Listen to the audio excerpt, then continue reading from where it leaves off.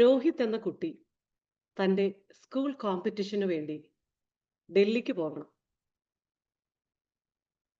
രോഹിത്തിന്റെ വീട്ടിൽ നിന്നും ഡൽഹി ഓവർനൈറ്റ് ട്രാവലാണ്.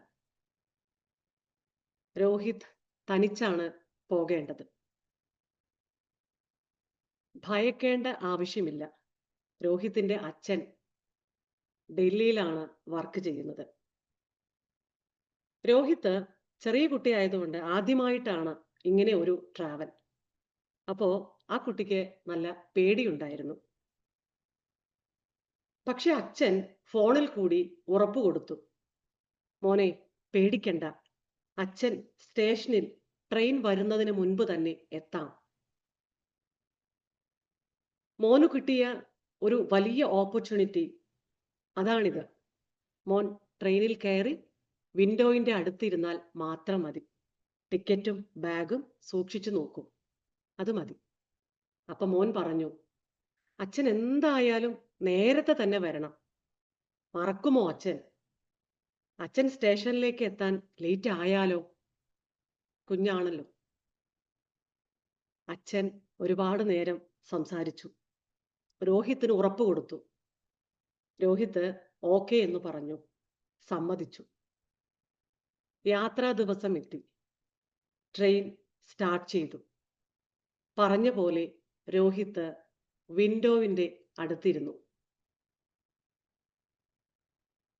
ട്രെയിനിന്റെ യാത്ര, ബഹളം, കച്ചവടക്കാരുടെ സംസാരം. ആ വലിയ ട്രെയിനിൽ രോഹിത് ഒന്നുകൂടി ചെറിയ കുഞ്ഞായി തോന്നി. മനസ്സിൽ പേടിയും സങ്കടവും ഉണ്ടായിരുന്നു. ഉറക്കം വന്നില്ല, പക്ഷെ കണ്ണടച്ചിരുന്നു. Next day morning Delhi station എത്തി. ട്രെയിൻ എൻ്ററാവുന്നു. ന്യൂഡൽഹി എന്ന ബോർഡ് കണ്ടതും രോഹിത്തിന്റെ ഹാർട്ട് ബീറ്റ് കൂടി, പേടി കൂടി.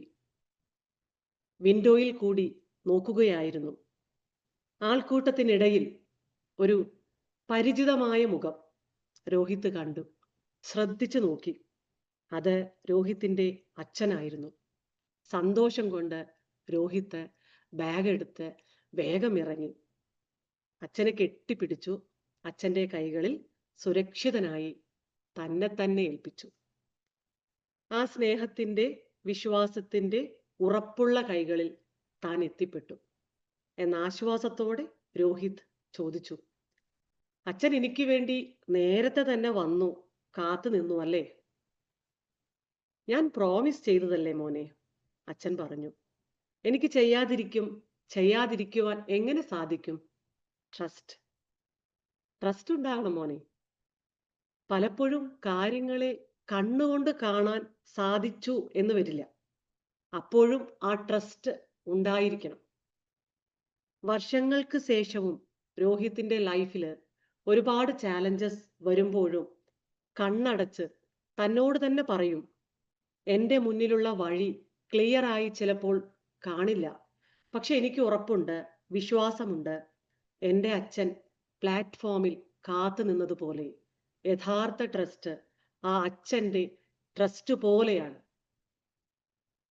അൺഷേക്കൺ by distance, unshaken by doubt, unshaken by fear. There is one silent thread that holds every relationship together. റിലേഷൻഷിപ്സിനെ ഉറപ്പോട് വെക്കുന്ന ആ invisible silent thread ട്രസ്റ്റാണ്. സ്നേഹത്തിനേക്കാളും ശക്തിയുള്ളത്, പാഷനേക്കാളും ശക്തിയുള്ളത്.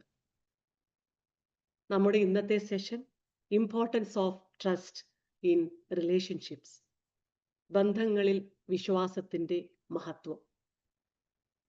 What is trust? നമുക്ക് എല്ലാവർക്കും അറിയാം, ഒരു വ്യക്തിയുടെ സ്ഥിരമായ പെരുമാറ്റത്തിൽ നമുക്ക് അനുഭവപ്പെടുന്ന വൈകാരികവും ശാരീരികവും മാനസികവുമായ സുരക്ഷിതത്വത്തിന്റെ വികാരമാണ് ട്രസ്റ്റ് എന്ന് പറയുന്നത്. Trust is the glue of life. It's the foundational principle that holds all relationships. Stephen R കോവിയുടെ ഒരു കോട്ടാണ്. ട്രസ്റ്റ് ജീവിതത്തിന്റെ ബന്ധങ്ങളെ ഉറപ്പിക്കുന്ന ഗ്ലൂ ആണ്. ആ ഗ്ലൂ എത്ര സ്ട്രോങ് ആണോ റിലേഷൻഷിപ്സ് അത്രയും സ്ട്രോങ് ആയിരിക്കും. ബന്ധങ്ങളെ സ്ട്രോങ് ആയി ഹോൾഡ് ചെയ്യുന്ന അടിസ്ഥാന പ്രിൻസിപ്പിളാണ് ട്രസ്റ്റ്. ഇനി നല്ല റിലേഷൻഷിപ്പിന് ആവശ്യം എന്തായിരിക്കും? എല്ലാവർക്കും അറിയാം, സ്നേഹം. അതെ, ലവ്. ബട്ട് അതിനോടൊപ്പം തന്നെ വളരെ ഇമ്പോർട്ടൻ്റ് ആണ് trust. Love is the emotion that binds heart. സ്നേഹം ഹൃദയങ്ങളെ ബൈൻഡ് ചെയ്യുന്ന ഒരു ഇമോഷനാണ് എന്ന് പറഞ്ഞാൽ, ഈ സ്നേഹം സുരക്ഷിതവും ബഹുമാനിക്കപ്പെടുന്നതും നിലനിൽക്കുന്നതുമാണെന്ന് ഉറപ്പ് നൽകുന്നതാണ് വിശ്വാസം, ട്രസ്റ്റ്. ട്രസ്റ്റ് നഷ്ടപ്പെടുന്ന സമയത്തിൽ എന്തു സംഭവിക്കും? അതും നമുക്ക് എല്ലാവർക്കും അറിയാം. 1930കളിൽ യങ് ഇന്ത്യ എന്ന വീക്കിലി ജേർണലിൽ ഗാന്ധിജി ഒരിക്കൽ എഴുതിയിരുന്നു, "The moment there is suspicion about a person's motives, everything he does becomes tainted." ഒരു വ്യക്തിയുടെ ഉദ്ദേശത്തിൽ ഉറപ്പില്ലെങ്കിൽ ആ വ്യക്തി ചെയ്യുന്നതെല്ലാം തെറ്റായി തോന്നും. That's why a relationship without trust becomes a battlefield of doubts, fears and insecurities. Trust ഇല്ലാത്ത റിലേഷൻഷിപ്സ് സംശയങ്ങളുടെയും ഭയങ്ങളുടെയും സുരക്ഷിതത്വമില്ലായ്മയുടെയും യുദ്ധഭൂമിയായിരിക്കും. ട്രസ്റ്റ് നഷ്ടപ്പെടുന്നതിന്റെ ഇമ്പാക്റ്റ് വളരെ സറ്റിലായിരിക്കും. ജാക്ക് വെൽച്ച് പറഞ്ഞതുപോലെ, "you know it when you feel it."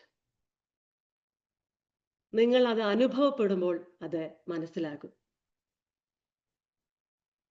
Trust നഷ്ടപ്പെട്ട ബന്ധങ്ങളിൽ പലർക്കും തോന്നുന്നത്, ആ സമയത്ത് ഞാൻ നിസ്സാര കാര്യത്തിന് വേണ്ടി എൻ്റെ ജീവിതത്തിൽ വളരെ ഇമ്പോർട്ടൻ്റ് ആയ വ്യക്തിയുടെ വിശ്വാസം നഷ്ടപ്പെടുത്തിയല്ലോ. ഒരു റീവൈൻഡ് ബട്ടൺ ഉണ്ടെങ്കിൽ ഒരു സെക്കൻഡിൽ ശരിയാക്കാമായിരുന്നില്ലേ? എനിക്ക് എന്തുകൊണ്ട് അങ്ങനെ സംഭവിച്ചു? എന്നെങ്കിലും അത് ശരിയാക്കി എടുക്കാൻ സാധിക്കുമോ? എത്ര സങ്കടകരമായ സിറ്റുവേഷൻ അല്ലേ? കാര്യം എത്ര നിസാരമായാലും ഒരിക്കലും ട്രസ്റ്റിനെ അണ്ടർ എസ്റ്റിമേറ്റ് ചെയ്യരുത്. ഫ്രീഡ്രിച്ച് നീച്ചെ പറഞ്ഞ ഒരു വാചകം, "I am not upset that you lied to me. I am upset that from now on I can't believe you." നിങ്ങൾ എന്നോട് നുണ പറഞ്ഞതിലല്ല എനിക്ക് വിഷമം, പക്ഷെ ഇപ്പോൾ മുതൽ എനിക്ക് നിങ്ങളെ വിശ്വസിക്കാൻ കഴിയില്ല എന്നതിൽ ഞാൻ ഏറ്റവും ദുഃഖിക്കുന്നു. ട്രസ്റ്റ് ഇല്ലാത്ത അല്ലെങ്കിൽ നഷ്ടപ്പെട്ട സാഹചര്യത്തിൽ എത്ര ഇൻഫ്ലുവൻഷ്യൽ ലീഡർഷിപ്പ് ആയാലും, ഫ്രണ്ട്ഷിപ്പ് ആയാലും, എത്ര സ്ട്രോങ് ക്യാരക്ടർ ഉള്ള വ്യക്തിയായാലും, എത്ര ഡീപ്പ് ലവ് ആയാലും, ആഴത്തിലുള്ള സ്നേഹമായാലും അവിടെ പിടിച്ചു നിൽക്കാൻ സാധിക്കില്ല. ആ റിലേഷൻഷിപ്പ് തകർന്നു പോകും. സ്നേഹബന്ധങ്ങളിൽ ട്രസ്റ്റ് സൂക്ഷിക്കുന്നത് നമ്മൾ ഏറ്റവും വലിയ റെസ്പോൺസിബിലിറ്റി ആയിട്ട് നമ്മൾ കാണണം. വളരെ ഇമ്പോർട്ടൻ്റ് ആണ്. Always speak the truth even if it hertz. സത്യം കേൾക്കുമ്പോൾ ഉണ്ടാകുന്ന വേദനയെക്കാട്ടിലും ഒരുപാട് വലുതാണ് ട്രസ്റ്റ് നഷ്ടപ്പെടുന്നതിൻ്റെ മുറിവ്. പ്രത്യേകിച്ചും റിലേഷൻഷിപ്സിന് അറ്റ്മോസ്റ്റ് ഇമ്പോർട്ടൻസ് കൊടുക്കുന്നവർക്ക് ട്രസ്റ്റ് വീണ്ടും നേടിയെടുക്കാനുള്ള വഴികൾ എന്താണെന്ന് നമുക്ക് നോക്കാം. ട്രസ്റ്റ് ഒരു വിത്ത് പോലെയാണ്, സീഡ് പോലെയാണ്. അത് കൺസിസ്റ്റൻസിയും കെയറും സ്നേഹവും ഉണ്ടെങ്കിൽ സ്ലോ ആയി വളരും. അത് കുട്ടികളോടായാലും പാരൻസിനോടായാലും ഫ്രണ്ട്സിനോടായാലും റിലേഷൻഷിപ്സിലായാലും എല്ലാത്തിൻ്റെയും അടിസ്ഥാനം ഒന്നു തന്നെയാണ്: റെസ്പെക്ട്, ഹോണസ്റ്റി, റിലയബിലിറ്റി. പറയുന്ന വാക്കുകളും ആക്ഷൻസും മാച്ച് ആകുമ്പോൾ സമയത്തിനോടൊപ്പം ട്രസ്റ്റ് ഡെവലപ്പ് ആവും. കൺസിസ്റ്റൻസി ഉണ്ടെങ്കിൽ മറ്റുള്ളവരിൽ സുരക്ഷിതത്വവും ആത്മവിശ്വാസവും ജനിപ്പിക്കും. ഫോർ എക്സാമ്പിൾ, നമ്മുടെ മക്കളുടെ സ്കൂളിൽ എന്തെങ്കിലും ഈവന്റ് അറ്റൻഡ് ചെയ്യാം എന്ന് നമ്മൾ വാക്ക് കൊടുത്താൽ എന്ത് തന്നെ വന്നാലും നമ്മൾ അത് അറ്റൻഡ് ചെയ്തിരിക്കണം. ഇനി അഥവാ അറ്റൻഡ് ചെയ്യാൻ പറ്റാത്ത സാഹചര്യം നടന്നെങ്കിൽ മക്കളോട് അതിന്റെ യഥാർത്ഥ സത്യം പറഞ്ഞ് അവരോടൊരു സോറി പറയാം. സത്യം പറയുന്നത് വേദനകരമാണെങ്കിലും സാരമില്ല, സത്യം തന്നെ നമ്മൾ പറയണം. ചില സമയത്ത് നമുക്ക് തോന്നും അത് വേദനിപ്പിക്കുമോ എന്ന്. എത്ര നിസാരമായ നുണയാണെങ്കിലും ട്രസ്റ്റിനെ അത് ബാധിക്കും. ജെന്റൽ ഹോണസ്റ്റി, സോഫ്റ്റായി സത്യം പറയുന്നതിൽ ബന്ധങ്ങൾ ശക്തിപ്പെടും. ഫ്രണ്ട്സുകൾക്കിടയിൽ പ്രോഗ്രാമിൽ പങ്കെടുക്കാൻ സാധിക്കാത്ത സമയത്ത് ഒഴിവുകൾ പറയാതെ നമുക്ക് സത്യം പറയാം. ജഡ്ജ്മെന്റ് ഇല്ലാതെ ക്ഷമയോട് കേൾക്കുന്നതും മനസ്സിലാക്കുന്നതും ഒരു വലിയ കാര്യമാണ്. അതുപോലെ തന്നെ മുന്നിലുള്ള ആൾ സംസാരിക്കുന്ന സമയത്ത് പേഷ്യൻസോടും എംപതിയോടെയും കേൾക്കുന്നത് ട്രസ്റ്റിനെ ബിൽഡ് ചെയ്യാൻ സഹായിക്കും. പ്രായമായ പാരൻസ് അവരുടെ അനുഭവങ്ങളിൽ നിന്നും അഡ്വൈസ് ഷെയർ ചെയ്യുമ്പോൾ, ഉപദേശങ്ങൾ പറയുന്ന സമയത്ത് ഡിഫെൻസീവായി റിയാക്ട് ഒരിക്കലും ചെയ്യരുത്. പേഷ്യൻസോടുകൂടി കേൾക്കണം, മനസ്സിലാക്കണം. നമ്മുടെ നന്മ മാത്രമാണ് അവരുടെ ആഗ്രഹം. അതുപോലെ തന്നെ പേഴ്സണൽ ഹെൽത്തി ബൗണ്ടറീസ് ട്രസ്റ്റിന്റെ ഒരു വലിയ ഡിസൈഡിങ് ഫാക്ടറാണ്. നമ്മുടെ കൂടെ ഉള്ളവരുടെ കംഫോർട്ട് സോണിന്റെ അപ്പുറം അവരെ പ്രഷർ ചെയ്യരുത്. അവരുടെ സ്പേസ് നമ്മൾ റെസ്പെക്ട് ചെയ്യണം. ഫോർ എക്സാമ്പിൾ, കുട്ടികൾക്ക് അവരുടെ അഭിപ്രായം പറയാൻ അനുവദിക്കണം. അവരുടെ വാക്കുകളെ ചെറുതാക്കി നമ്മൾ ഒരിക്കലും തള്ളിക്കളയരുത്. അതുപോലെ തന്നെ പ്രോമിസസ് കീപ് ചെയ്യണം, എത്ര ചെറുതായാലും. ഓരോ വാക്കു പാലിക്കുമ്പോഴും അത് ട്രസ്റ്റിനെ ശക്തിപ്പെടുത്തും. ബ്രേക്ക് ചെയ്താലോ അത് ബലഹീനപ്പെടുത്തും. ഓരോ കമ്മിറ്റ്മെന്റും ഇമ്പോർട്ടൻ്റ് ആണ്. ഫ്രണ്ടിനോട് നാളെ വിളിക്കാമെന്ന് പറഞ്ഞാൽ മറക്കാതെ വിളിക്കണം. ബുദ്ധിമുട്ടുകൾ, തടസ്സങ്ങൾ വരുന്ന സമയത്താണ് മിക്കവാറും ട്രസ്റ്റ് ചാലഞ്ച് ചെയ്യപ്പെടുന്നത്. നമുക്ക് വേണ്ടപ്പെട്ടവർക്ക് ആവശ്യമുള്ളപ്പോൾ നമ്മൾ അവരുടെ കൂടെ ഉണ്ടായിരിക്കണം. സന്തോഷം വരുമ്പോൾ മാത്രമല്ല, സങ്കടപ്പെടുന്ന സമയത്തും അവരുടെ കൂടെ നമ്മളൊന്ന് ഇരുന്നു കൊടുത്താൽ തന്നെ അത് 1000 വാക്കുകൾ കൊണ്ട് അവരെ ആശ്വാസപ്പെടുത്തുന്നത് പോലെയാണ്. അതുപോലെ തന്നെ നമുക്കും ഭയങ്ങളുണ്ട്, മിസ്റ്റേക്സുകൾ സംഭവിക്കും, ഇമോഷൻസ് ഉണ്ട് എന്ന് സമ്മതിക്കുന്നതിൽ, അങ്ങനെയൊക്കെ സമയത്തിൽ നമുക്ക് മുന്നിലുള്ളവരോട് അത് പറയേണ്ടി വന്നാൽ അതൊരിക്കലും മടിക്കരുത്, പറയാം. അത് മറ്റുള്ളവർക്ക് നമ്മുടെ മേലെയുള്ള ട്രസ്റ്റ് വർദ്ധിപ്പിക്കുകയേ ഉള്ളൂ. കുട്ടികളോടും തുറന്നു പറയാം, സംസാരിക്കാം. പാരൻസ് നമുക്കും തെറ്റു പറ്റാറുണ്ട്, അതിൽ നിന്നും പാഠങ്ങൾ പഠിക്കുകയും ചെയ്യുന്നു എന്ന് നമുക്ക് പറയാം.